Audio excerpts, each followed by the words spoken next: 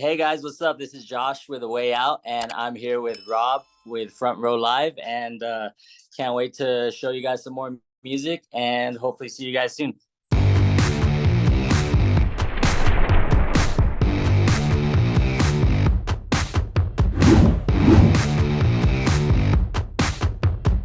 Josh, what's up, man? Congratulations with the debut single, A Way Out, the new band, new project. And I got to tell you, man, I got to be completely honest with you. Your voice already sounds iconic, and it's insane to even like think about. Let's dive in and talk about, like, first of all, like that writing process for this song, because it's such an incredible track, and like it really dives deep into, you know, things that we have been experiencing more and more every day.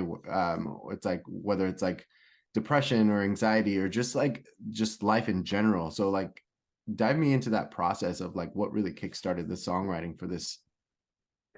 Well, I got with Rob, he's the drummer, and we linked up with Kyle Odell, who at that time was in North Carolina at his studio. He's now in Nashville, where he's working. So we flew out there and we just all got in a room, us three together, and he wrote it out. And we worked with Joshua Landry as well on vocals and stuff like that. And that was actually back in 2018, 2019. So we've been working on all of this stuff for a while, taking our time. And yeah, we were at that time, I was going through a lot, kind of had some problems with addiction, alcohol, stuff like that.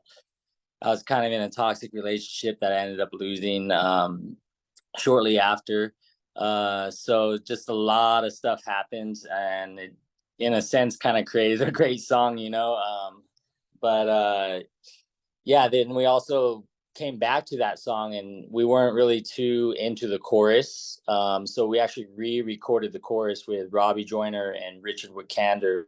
Robbie's out of Houston, and Richard is the drummer from Fire from the Gods, and they helped vocal engineer that chorus with us. And yeah, from there it kind of just took off, and we were like, we have, you know, several other songs, but that song was like, this is the song that's gonna like be our first one, you know. And being self-titled too, it kind of just made sense. So that was kind of like a quick little backstory as to how that all kind of came about. And yeah, it's just crazy to be here after so long and see how everything's unfolding. So 2018, that's a long time to be working on a track and trying to figure out that the process for your debut, for your official release. What was it about this song that like you felt that like since 2018 this song was still going to be like that debut single? I think it's just for me personally, I just, the energy, the lyrical content behind it, just kind of how the creatives that were involved, what happened around that time in my life and everything. It just, for me personally, it's a personal song. And yeah, it just always stood up as along the way through the writing process and everything. Sorry, my dog. She's here too. So yeah, it was just very very meaningful throughout the time, and it just stood up for both of us, everyone in the band. And yeah, it just was the one for us, you know. So talk to me about that process with Kyle, and you know, bringing him on board with this song with the band. What was that chemistry like between all of you from the get-go? It was really, really awesome. I did not know Kyle at the time. Rob was pretty good friends with him and linked us all up. So I flew out there, and just off the bat, it was just really, really awesome. He's really, really, really, really good person to work with. He's worked with a lot of awesome bands. Really talented guy, and it was about a 3-day process. I think we were out there for 3 days, and about a day and a half to write the song, and then probably about a day and a half more to record the vocals, write out the lyrics, you know, collab everything together. And yeah, it was a great experience. We definitely hope to work with him again soon, especially now since he's a little closer to Texas. So that would be pretty awesome. Was this the first time for you writing about a topic that you were literally like going through at that time? And how did you feel like that was? Would you feel like that was more of a challenge, or do you feel like it was easier to write something after you've, months, years have gone by? Normally with like a lot of my older bands, I try and write a lot more about like real life situations, stuff I've been through. I feel like to me it's more genuine that way. Um, and you know, shortly after, like I was saying, I don't know if you know as well, but I'm sober almost 5 years now. So living more of a sober life, sobriety life, fitness, stuff like that. So that was actually the last song I ever wrote, living that lifestyle. I would say that, everything after that is also kind of means a lot to me, in the sense of like that was as I was going through my getting sober, losing a girl, all this and that. But that was kind of what barrel rolled. I think it was about a month after, 2 months after I went sober, lost my relationship, all that kind of stuff. So, yeah, that's just why that song kind of means so much to me, because it's kind of bittersweet. It kind of shift. A lot of bad things happen, but also a lot of good things happened after that too. Talk to me about your vocals, because you've evolved so much as a vocalist. It's a new style of singing, at least for me, listening to this new song. And it's you've come a long way from the man from Taco Land. So talk to me about that, Oh, evolution of the I, vocals. I you brought that one up. Yeah, that was first band's synthcore band, and yeah, like you said, I was only screaming at that time. I had a Yeah. singer. Over the years, I worked with that singer for probably a decade in 2 or 3 different bands. Um, and yeah, just once we parted ways, and I was like, well, what do I do? I need to maybe learn how to sing or something. And I give a lot of credit to Robbie and Richard. They kind of took me through vocal boot camp, recording a lot of these songs, because I really didn't know what I was doing. I would sing in the car, and that was really my singing experience, was just singing in the car or singing with my bandmates or this or that. But I was always around so many other talented singers that I never really tried to pursue it till I was kind of in a situation where I was like, well, do I keep doing this, or do I try and push myself as a vocalist to learn new things, or push my boundaries? And that's kind of what led me to, I guess, the vocal style that I'm in now.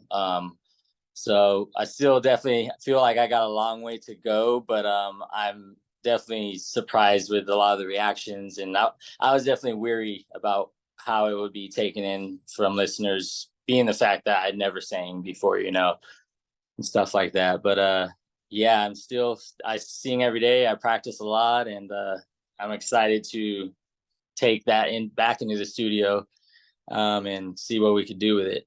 So Now that you know that you can sing and you have this voice, and obviously I'm obviously a fan of it, and I'm sure so many other fans are. How does that impact the writing process? Do you think about different ways of writing now because you know that your voice can do so many more things? yes, it actually has. We have a lot of pre-pros, a lot of different ideas that we're spinning around. And I know before I would just feel so lost about, like, I don't even know how to find melodies, or where do I start, and now I'm actually sending ideas, this and that. A lot of the songs we had done up till now were, it was a lot of just vocal coaching and stuff like that, kind of guiding me along the way. But like I said, it definitely has helped me kind of mold into my own person, kind of help find my voice, in a sense, find my style. And now, since I feel that comfortability in it, I'm super excited to see where things are going to go in the future with future songs. So yeah, definitely excited on that. Do you see yourself looking back, and like with the synth core, like do you see that coming back in any way, shape, or form with this band? Mm, elements, I would say, but I wouldn't think that we would go that more into that direction. I feel like we would still have a lot of synth. I mean, Way Out has that Mm. synth kind of element to it. But I think vocally, I probably would. I always tell people it's like, man, I used to do like 80% screaming, 90% screaming, almost no.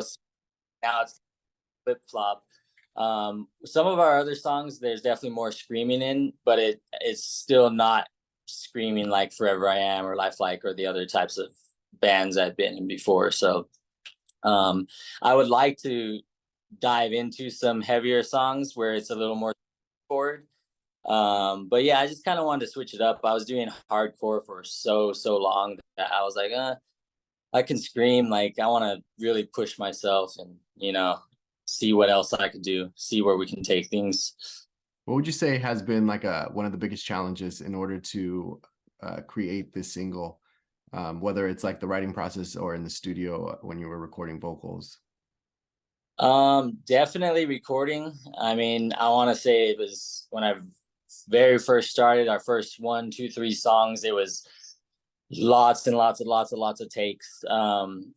And that's why I mentioned vocal boot camp in a sense from Robbie and Richard. But I'm very thankful for that. That was definitely a big trial, and had me questioning like, is this something I can do? Will I ever get there? This or that. Being around other vocalists that could hit it in 10, 15 takes. This or that. That was definitely a big trial. Another big trial is just my job traveling so much. Sometimes, like last year, I was gone for 11 months in Utah on a contract. And I think I came home maybe 4 or 5 times for the equivalence of 2.5 weeks. So that's another reason why it's been taking so long. But the cool thing is now, since it is kind of here and the gears are rolling, it kind of has given that motivation to be able to like go here, go there, do things like that. We're actually, this weekend, I'm flying home and we're all going out to Houston and we're going to record a cover song. So that's going to be pretty cool. And hopefully we'll be having that out probably in about, I don't know, a month and a half, I think, month and a half, 2 months at most. So yeah, we got a lot of things coming, but it has been a slow process, and definitely worth it though. I would say worth it. We're really proud of everything that we have, and we feel like we got a lot of good variety and a lot of different elements that we all bring to the table as individuals and members and past bands and experiences and stuff like that. So yeah, I really think it's gonna be good going forward from here, hopefully, at least. You, Rob, and Freddie have been together for a decade, if not more, and played together for quite some time. So how do you guys continue to challenge yourselves with every like new track that you guys create, and also like are able to keep the sounds and the styles and the music fresh? Oh, that's a tough one. I think it's like you said, just having known each other for so long and worked together and in different bands, we kind of already have somewhat of that chemistry. We kind of know what we like with the elements that influence us. Like, and I know for a lot of us too, we grew up in that 90s, System of a Down, Linkin Park, Mudvayne, a lot of like that 90s grunge, new metal type of stuff. And so that's kind of like our guilty pleasures. That's what I got into before I started getting into like the hardcore and the screamo and the synth core and stuff like that. So I think just having known each other for so long kind of gives us that chemistry off the bat. And yeah, we just try and pull a lot of different elements from I would say from like our roots, from a lot of the music that is we hold close to us but don't necessarily talk about all the time, if that makes sense. But yeah, I'm really really stoked on it. So And you brought in Josh as well on bass for this band. So like, how did that dynamic kind of change, knowing that like this was technically a new person that was coming into your circle? Hmm. Well, Josh, we've known as well too. He was in a lot of different bands in San Antonio, Lone Star Drive By, Dead Like You. I guess his most renowned band he was in was Relent. And yeah, I had just found out that he wasn't in Relent anymore, and we were kind of very selective on who we wanted as members, and a lot of people were hitting us up, hey, let me join. What have you guys been up to? Because we were posting teasers and stuff like that, and nothing just felt right. Nothing felt right, and I just randomly hit him up and had checked up on him, seeing how he was doing with his old band, and he was like, "Oh, I'm not in that band anymore." And at that moment, I was like, I want to ask him. I want him to be, because I've been playing shows with him for forever, and I was like, man, he's a cool guy. He's got the look, he's got the stage presence, he's got the talent. Like, I don't want to miss out on this. Like, I felt like he was that last piece of the puzzle that we needed, and once he joined, that's when the gears really started. Like, I think it was maybe 2 months, 3 months after. I think he joined in October 2022. So he's fairly new. But 4 or 5 months later, we were recording the video, and now here we are releasing everything. So it definitely got the ball rolling in that direction, having everything complete.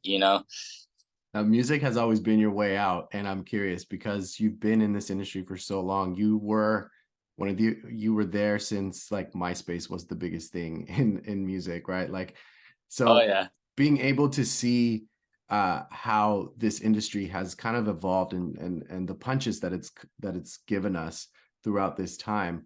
How have you been able to like still be encouraged to continue to create more music and continue to create a new project and continue to kind of keep yourself up there?